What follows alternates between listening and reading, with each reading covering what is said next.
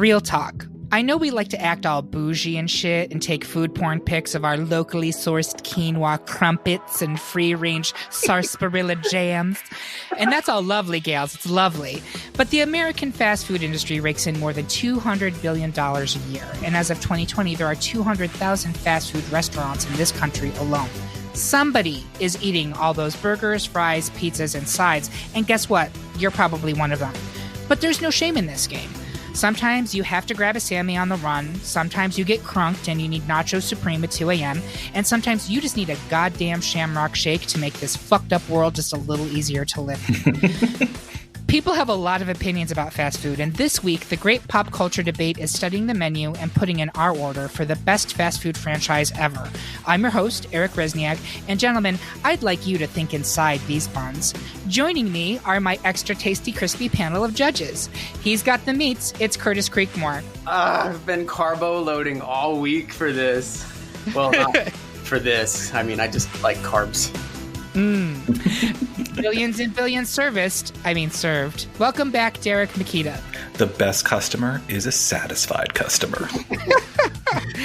And his footlong is worth much more than $5. Joining the panel, it's Michael Barber. Eric, I'm so excited to be here. I absolutely love eating out, sometimes even at restaurants. Very nice. Just unhinge your jaw, Michael, and you'll do just fine.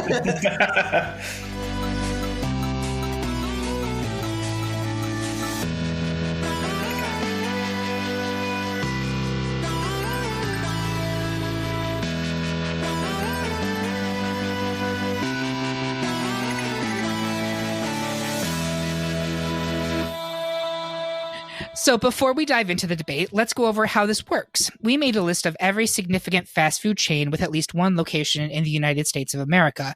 For our purposes, we defined fast food as restaurants where you order at a counter or kiosk or via a drive-thru, or whose primary business model was delivery and where there was no full-service sit-down dining. We had 75 people take the survey to pick their favorites, and the top 32 vote-getters were ranked by popularity, added to a bracket, and our panelists have made their decisions. Now, we argue about it and insult each other, all for your amusement. If you want to follow along at home, you can find all of the brackets, including the one for this episode, at greatpopculturedebate.com. Make a copy for yourself, fill it out. Like Burger King, you can have it your way, and then compare it to our panelists' picks. If you think we're way off base, drop a comment on this episode on the website or find us on social media. So let's go over the unanimous victories in round one. 1-seed Shake Shack dipped 8-seed Krispy Kreme in concrete. 2-seed KFC proved 2-finger licking good for 6-seed Cinnabon. 2-seed Popeyes went full brute on 7-seed Little Caesars. 1-seed Chipotle guacked the vote over 8-seed Moe's Southwest Grill. 3-seed In-N-Out cut off 6-seed A&W restaurants at the Root Beer. 1-seed Five Guys proved that 8-seed Subway was not all that in a bag of chips. 4-seed Dairy Queen delivered personal pan pain to 5-seed Pizza Hut. 2-seed Wendy's baconated 7-seed Qdoba. 1-seed Taco Bell sent 8-seed Sbarro running for the border. 7-seed Raising Cane's Chicken Fingers shut out 2-seed Chick-fil-A. And a note on that, I'm suspecting that this is purely political statement by this panel of homosexuals. Am I correct in that, boys? Yes, sir. Yes and no. Okay, so you had actual thoughts that Raising Cane's is better. Eric, does Derek have thoughts on chicken fingers? Come on. Fair enough. And I think you'll be defending Raising Cane's. Yes, I will. Round. And Curtis, for you, was it political or was it actually based in fact? I refuse to hate chicken. So. Mm-hmm. Bingo. And so there you go. I understand that it was a high-ranking seed, but if you have a problem with that, you are so welcome to start your own podcast where you can and you can own the libs by promoting waffle cut fries and an evangelical dogma. Enjoy your pickle. Exactly. So with that said, we're going to move on to the actual debates. First up in round one, 4-seed Arby's wasn't horsing around, scoring 3/4 of the votes over 5-seed Boston Market. I will explain why I'm all about that rotisserie chicken and wet prime rib, while Derek has no beef with Arby's. I'm going to give it to Derek first. 2 words, gentlemen. Curly fries. Listen, where can you go for a great roast beef sandwich? I'll wait. Oh yeah, Well, that's right. It's Arby's. I mean, technically in Boston, there are places you can go for a good roast beef Yes, sandwich. but not fast food chains. True.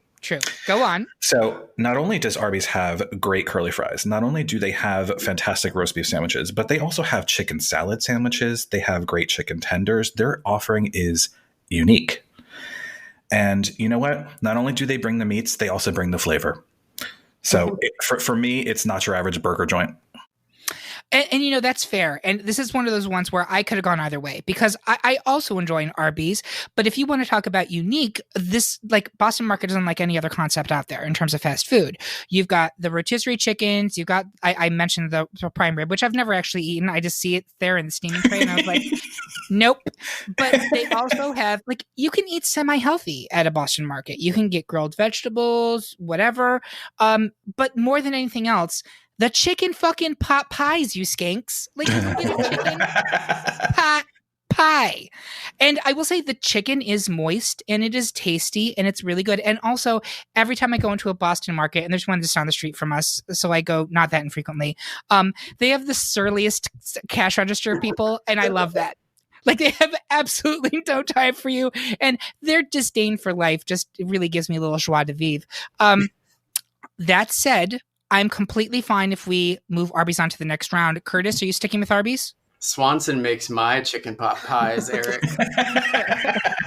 Because you have taste. And how about you, Michael? Eric, you lost me at healthy. Derek, you had me at meat. All right, so Arby's advances, well argued, Derek. Next up, 5-seed Panera Bread is currently the upper crust with 3/4 of the votes over 4-seed Cold Stone Creamery. Michael, you scooped up Cold Stone. Why? I sure did. So this is going to be more of a rail against Panera than like a glowing support of Cold Stone. We love it. We love a spite vote. Go for it.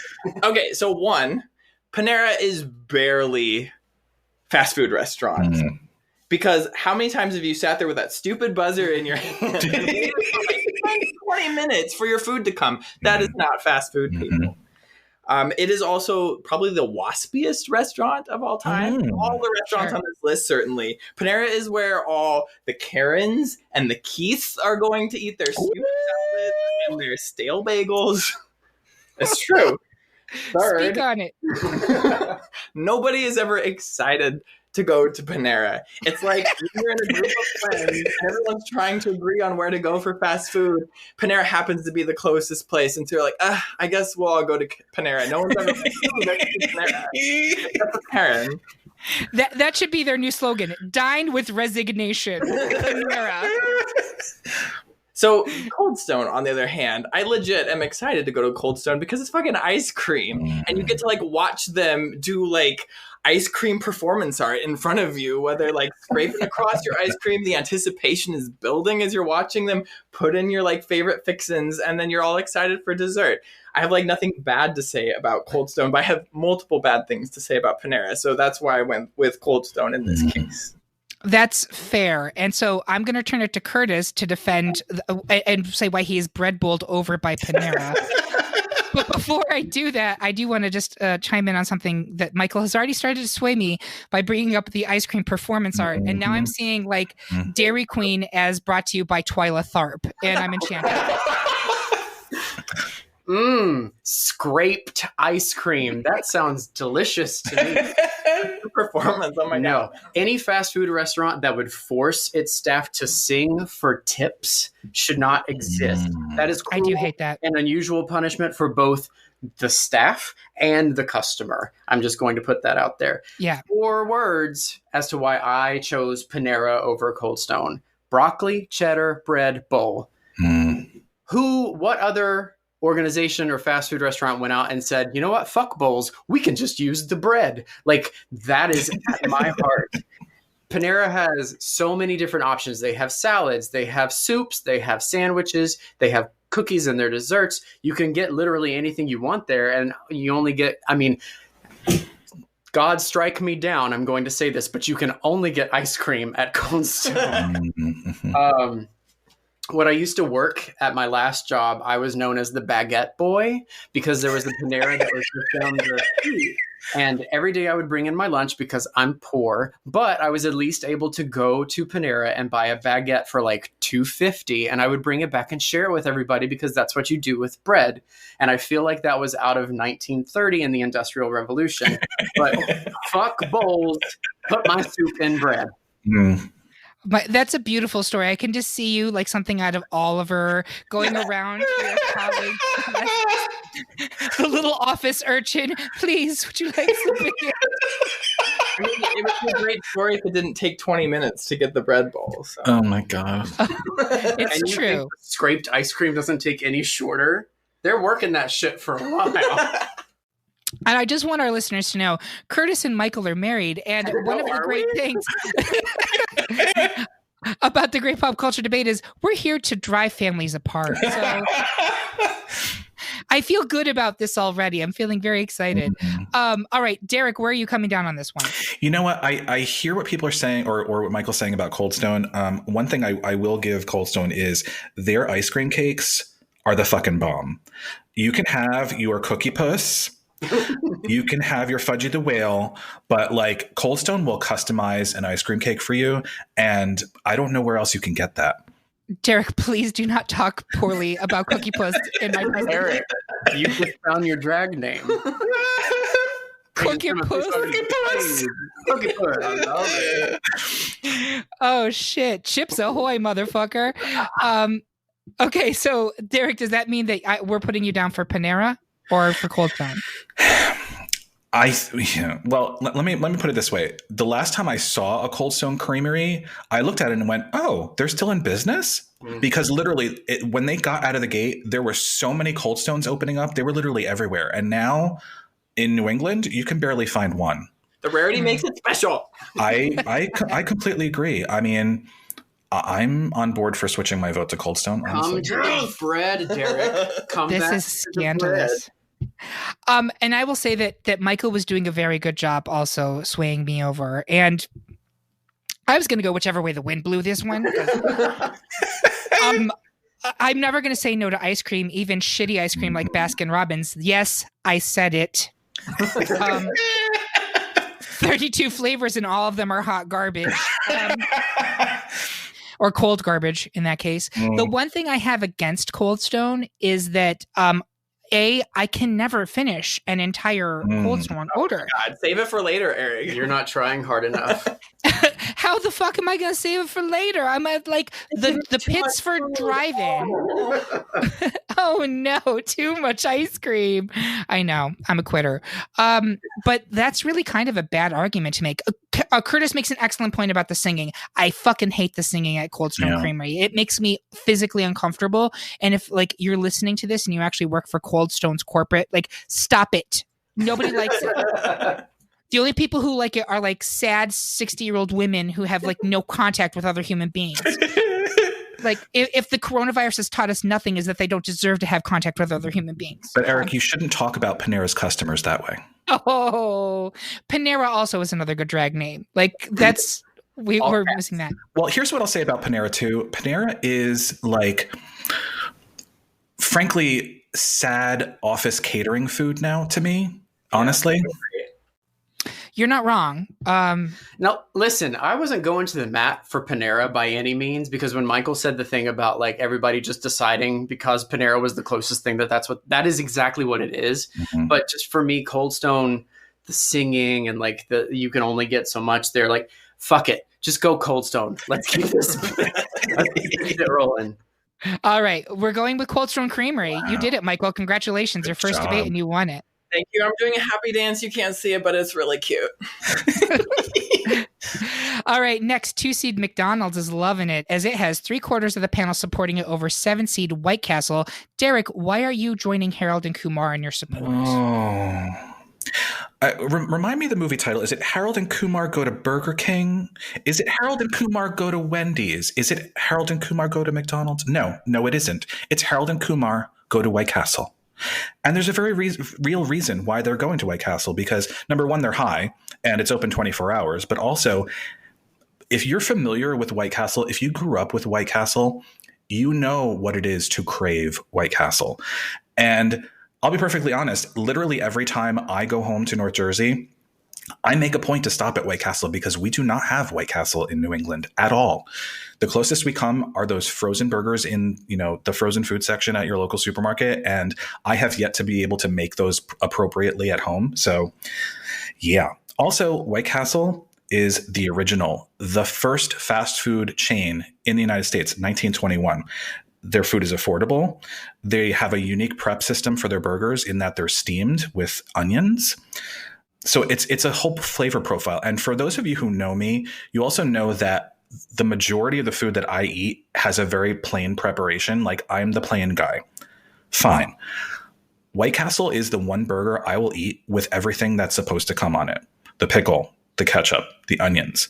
And it's a whole flavor profile in your mouth. And also, it's really nostalgic for me because, back in the day, my father would take us, to White Castle on the weekends, and we'd literally open up the tailgate of his Chevy Astrovan, and the three of us would sit in the back of the Astrovan eating White Castle. And it was just, there's something special about it in my heart. And I have to give the shout out to White Castle. So, and you know what? You can have McDonald's literally whenever you want it.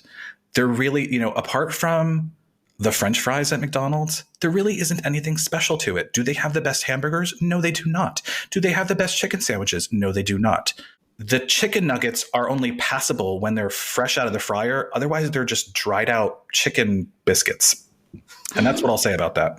No. All right. I'm not gonna be baited into this. But, Curtis, why are you sitting under the golden arches? I'm sitting over here laughing so hard that flavor for Derek is White Castle. That's the spice. Every White Castle I've ever been to smells like BO. And I would say that only half of the McDonald's that I've been to smell like one. So that's at least one reason. I can't believe that I'm even having to defend this decision, honestly. The only reason, like Derek said, the only reason that you eat White Castle is if it's 3 a.m. and you're high. Yep. Or you need a good laxative, because I know that I definitely in that way. Don't you come for the murder burgers? Murder burgers? That's what we call them. They're murder burgers. Why are they murder burgers? Because they will literally murder your insides. Okay. Curtis...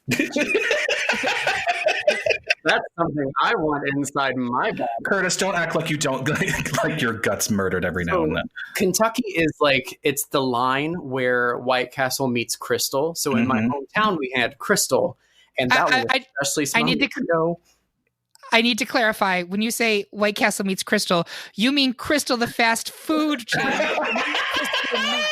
Correct? Because this is Kentucky, and therefore it is debatable. That is Missouri. Thank you. Yes, Crystal, the fast food chain that is a copy of White Castle. So I grew up with Crystal, but then I went to college in Louisville where we had a White Castle that was always open. And you literally, if you wanted to clear your system out, you would go to White Castle because you knew you could rely on it for that. McDonald's is America. And I feel like that's all I have to say. Yeah, I mean, that's a very strong argument. So I will share.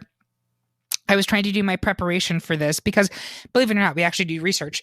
And so I said to my boyfriend 2 days ago, I was like, hey, just a heads up, meal planning this week. I think I'm going to go and get White Castle because they have them around us. We're in Queens, New York. Because I've never had it. And I want to make sure that I've tried at least everything on the bracket one time. He's like, oh, you do that. You can count me out. And I was like, oh, really? No. He's like, listen, White Castle's delicious. He's like, but it's going to fuck you up. And I don't need that. And I was like, what do you mean fuck you up? He's like, Eric, you have no idea the type of pain that is associated with eating White Castle. It's great, but you can't eat it all because they give you so much. It pays you to order more. And secondly, the intestinal discomfort you will have within 4 hours of eating it. He's like, no, I won't do it. And I strongly advise that you do not do it either. And that, ladies and gentlemen, is why I never ate White Castle. So with that, I'm sticking with McDonald's. Where are you coming down, Michael? So I have never eaten at White Castle, being a West Coast boy, and I never intend to eat at White Castle for the very reasons you all have so gracefully outlined. literally 100% of the comments I've ever heard about White Castle is that it will give you explosive diarrhea. So, Derek, I'm just assuming you have a very special relationship with your toilet. Yeah, I mean, I guess if you're going to be a very optimistic bottom, maybe you eat White Castle on a Thursday, and then you've got a big weekend ahead of you. Like that's where I can see it coming, kind of intersecting with my life. But I'm going to take that as 3 votes McDonald's, 1 to White Castle. Is that fair? Yes. Yes. White Castle, plan ahead. You're all fools. Planning ahead, White Castle. That's their new slogan.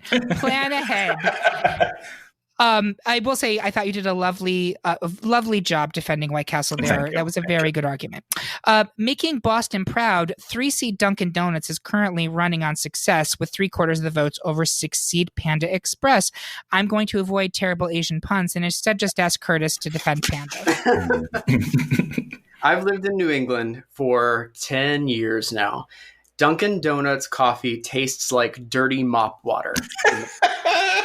And it looks like it too. If you hold it up, you can see through it. Mm-hmm. Their donuts are dry. Mm-hmm. Mm-hmm. I think the only reason that it is popular in New England is because people in New England like to be hated for something. So they like Dunkin' and they like the Patriots. That is, I think, the only reason why it's actually as popular as it is. Panda Express brings like a new flavor profile to people that might not have been able to get it before. So not every city out there, especially like small town America, has a Chinese family that moves in and opens up a Chinese restaurant. Mine did. I was like surprised by that, but we had it. We didn't have a Panda Express, but they have tons of options. They've got rice and they've got lo mein. The portions are generous. Most of the options taste pretty good. This is not like a super ringing endorsement, but it's more so, I fucking hate Dunkin' Donuts. I really, really do. Curtis, thank you. Because I've been yearning to say this since we started the podcast, and now I finally have my moment.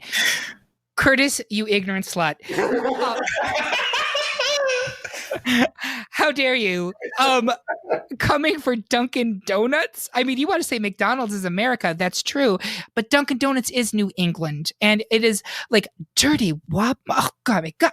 Like, frankly, if I had to choose between McDonald's coffee and Dunkin' Donuts coffee and Starbucks coffee, I'm going for Dunk's coffee every time. McDonald's coffee is disgusting. It's like acid. It's terrible. Starbucks coffee is, I mean, it's technically good coffee, but it is far too strong for me in a lot of ways. Like if I'm on a road trip and I drink Starbucks, I'm going to be shitting every 5 minutes on the throughway. Dunk's wakes me up. They've got the syrups that are like decent. We're during the pandemic, and I actually bemoan the fact that like they've stopped their seasonal rotating syrups for their coffees, because I was like, I really want a Samoa. But the coffee is delicious. I stand by it. The coffee is delicious. Yes, the donuts are usually dry. I am not going to deny you on that, but it's a fucking donut. Even a bad donut is still good, right? It's like sex or pizza. Even when it's bad, it's still satisfying. No, ma'am. They're yes, sir. It's called Dunkin' Donuts, Eric. Not anymore. Not anymore. It's just Dunkin'. They've changed it because they make so much of their money off of the coffee that they're moving away from the donuts. And really, like when you go into a Dunkin' at this point, it's coffee, it's the breakfast sandwiches, it's the little hashies. That's what people are buying. But I also appreciate that Dunkin' Donuts is always trying bizarre new things on their menu. Like currently they're selling snack and bacon. It's just a pouch of fucking bacon. But like, okay, they have donut fries. They have these egg bowls. Like they're throwing stuff at the wall to see what sticks, and 99% of it doesn't. But unlike a lot of chains out there, I appreciate that they're actually trying to do new product development. When I lived in Boston, which was between 2014 and 2018, it is insane how much money I was spending at Dunkin' Donuts on a daily basis. I was going literally 2, if not 3 times a day. Mostly on coffee. I wasn't even getting food. I was just getting coffee. Since I left Boston, Dunkin' stocks have plummeted. Is there is it related? Who can say? But I have one down the street from my apartment now. I go to it 2-3 times a week. Again, mostly for the coffee.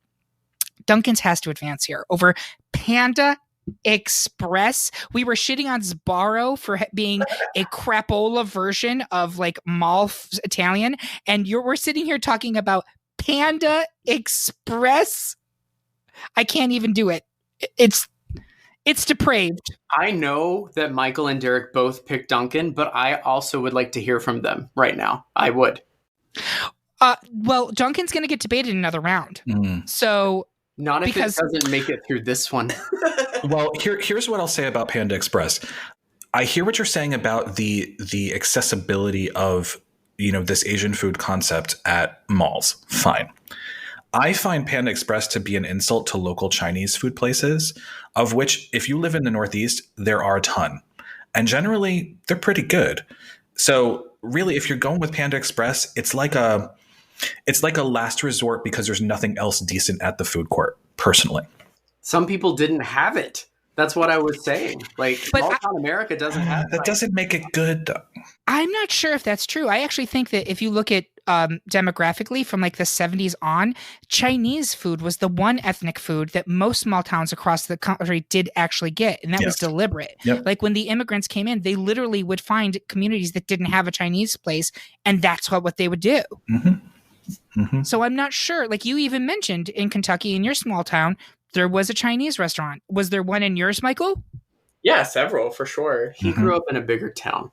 Sure. 30,000 people bopping. 3,000 people.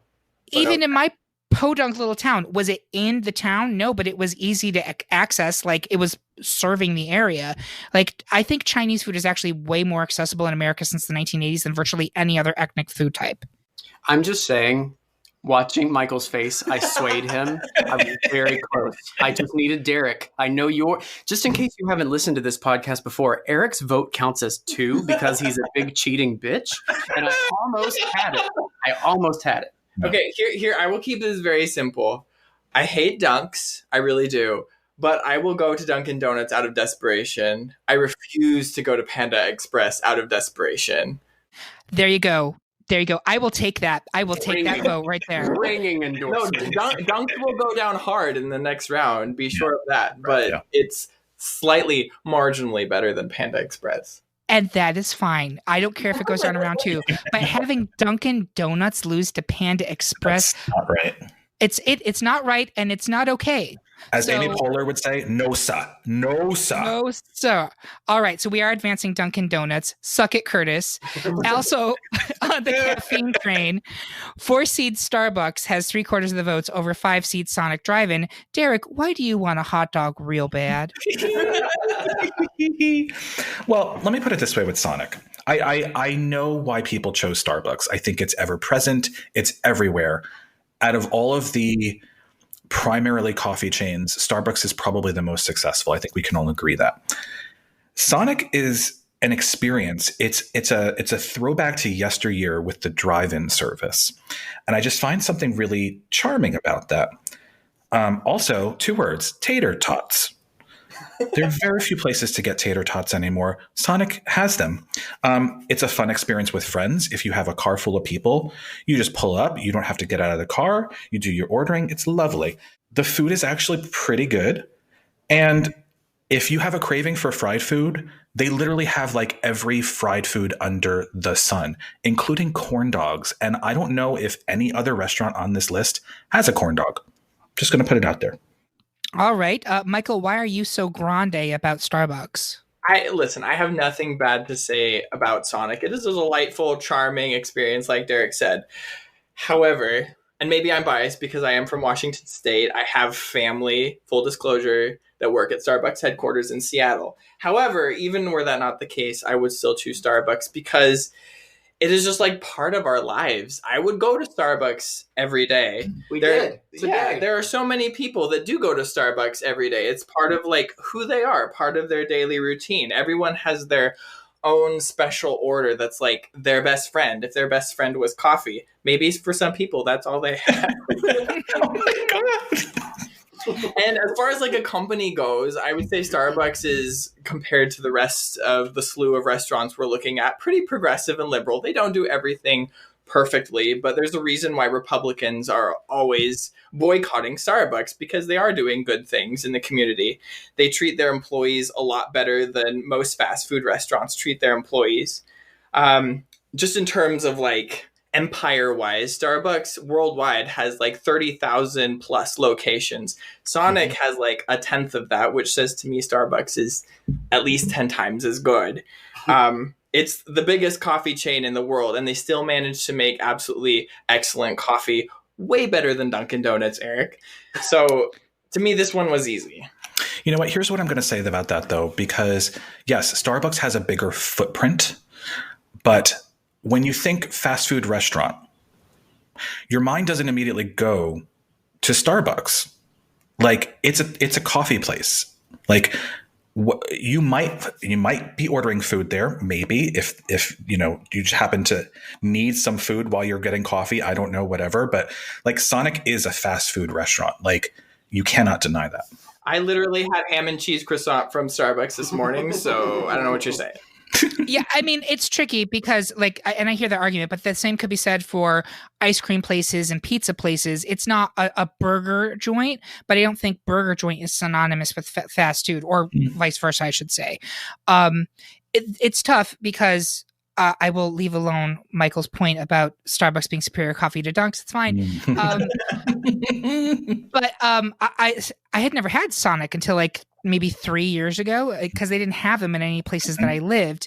And as Derek correctly pointed out, Sonic has tater tots, and I am a tater thought. Like I love any type of tater, but I have a special place in my Toys for Tots. But every time I eat at Sonic, I get really bad heartburn every single time.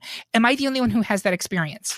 Eric, honestly, nearly every restaurant on this list will give you heartburn if you try hard enough. But like, I don't have to try at Sonic. It doesn't matter what I order. It's just like, I'm like, for the next day, I'm in misery. So that is my issue with Sonic. I agree with everything that Derek said. It's a fun, novel concept. They have things that nobody else has. They have a fairly robust like shake situation. I think that's awesome. But like, also, as to Michael's point, Starbucks is ubiquitous. And again, looking at what advances through round one, I don't understand a world that we can live in where Starbucks falls to Sonic. I just can't. So for that reason, I'm sticking with Starbucks. And what about you, Curtis? The one thing that I will say about Sonic, and I don't think Derek said it, and you all may not even know, Sonic servers used to have to wear roller skates. Yes. Yeah. Did you say that? I couldn't hear. Nope. You're right, though. Yeah, so they had to roller skate out of the restaurant with your food up to your window, which is super cool. They don't do that anymore, probably because of the number of lawsuits that happened. Yes. But I mean, it was super cool. But Starbucks is fucking Starbucks. You could also say that that's ableist. And I don't buy the argument of ubiquity as something to uphold. Like, yes, they're successful. Yes, there's a bajillion locations. Does it mean it's the best of this bracket? I'm not convinced. No. I don't think that will be true in the later rounds. I personally will not be voting on ubiquity for like anything past like Elite Eight. But for round one, again, I can't see. And plus with the heartburn, if those girls were still on roller skates, that might give me an edge. Jesus, Eric, take a fucking Tums and get over it. All right, so Curtis, you sticking with Starbucks? Yes, and it's not ubiquity. Starbucks is better.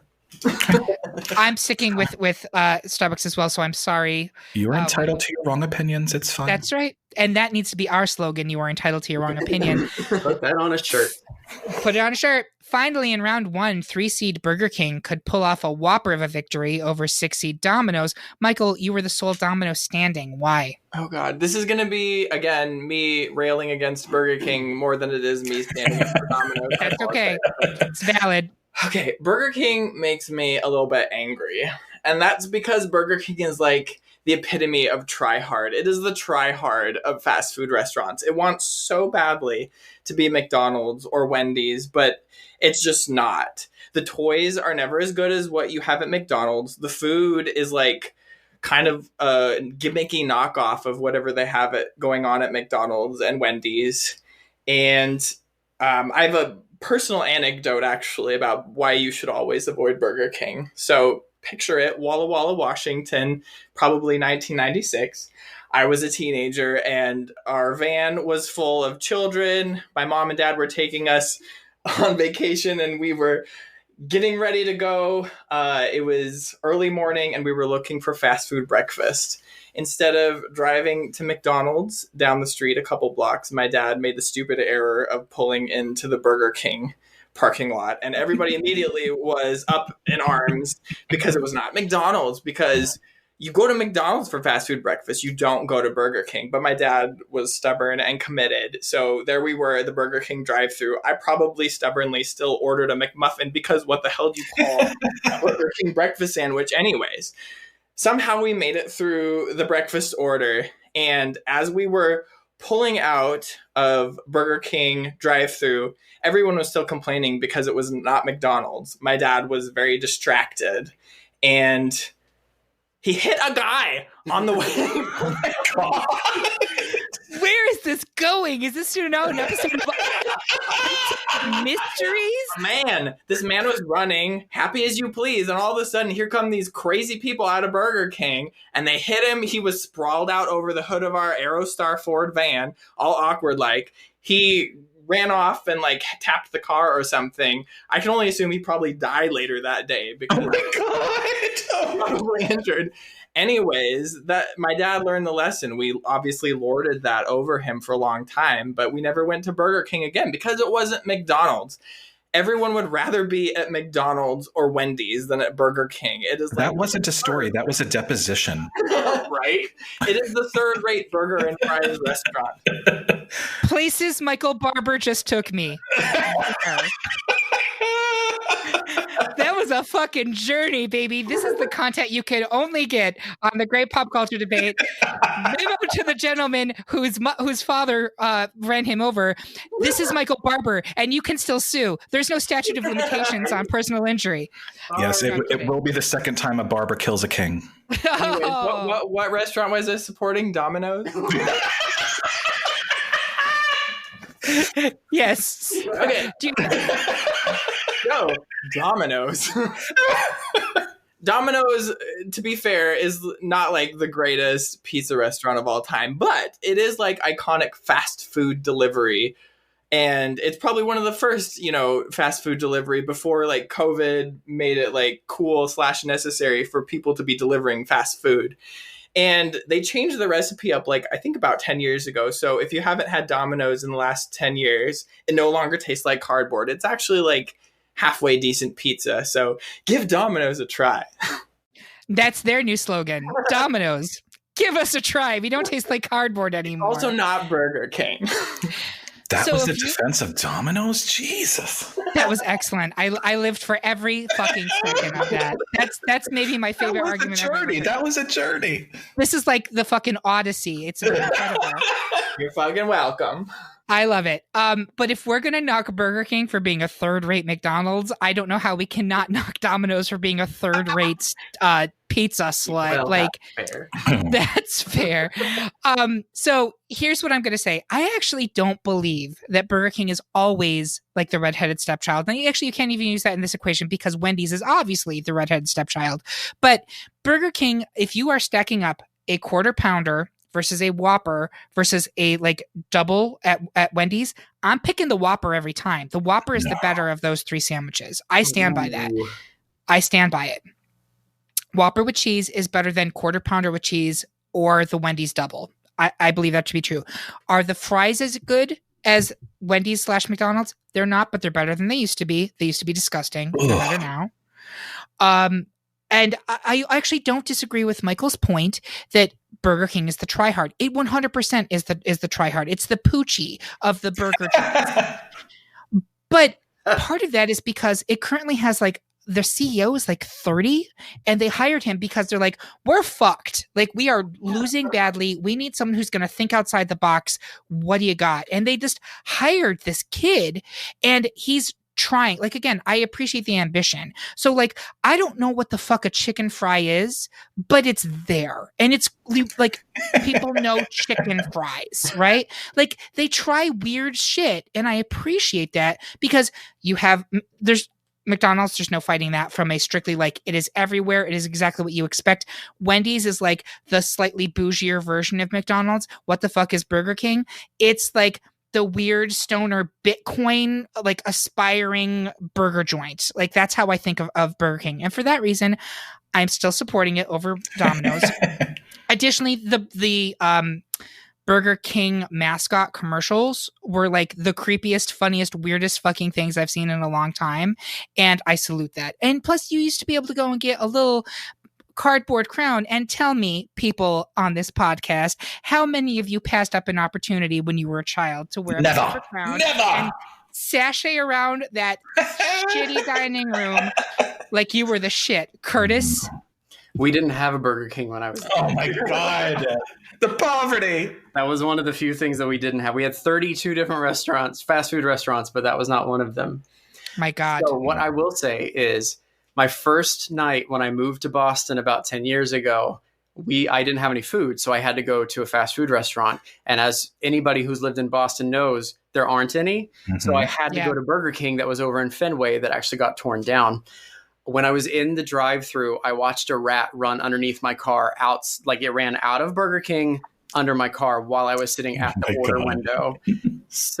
But when I was really young, we would get Domino's all the time, and we wouldn't we got pizza all the time, and I fucking hated pizza because of that. So I got something called a Stromboli from Domino's. I don't know if they make them anymore, but I got one that was a mushroom Stromboli. And I guess I was so excited that I ate it really fast and then threw up. I threw up into our bathtub with full fucking unchewed mushrooms. Rat or vomit? I think I went with vomit. You did. You went with vomit. And this has really turned into like one trauma after another. And I'm loving it. Like childhood food related traumas. I can't wait to see what round 2 brings. All right. So where are you coming down on this one, Derek? Are you still with Burger King? Yes, absolutely. All right. So I'm sorry, Michael, your impassioned, amazingly poetic defense fell on deaf ears here. We are advancing Burger King. So that is it for round 1. We're down to the Sweet 16. And boy, are my trans fats screaming. Do you agree with our picks? Do you think we got our order wrong? Let us know at greatpopculturedebate.com. Then make sure to come back later this week for part 2 when Five Guys Burgers and Fries, KFC, Taco Bell, and Chipotle enter the fray and we name our best fast food franchise.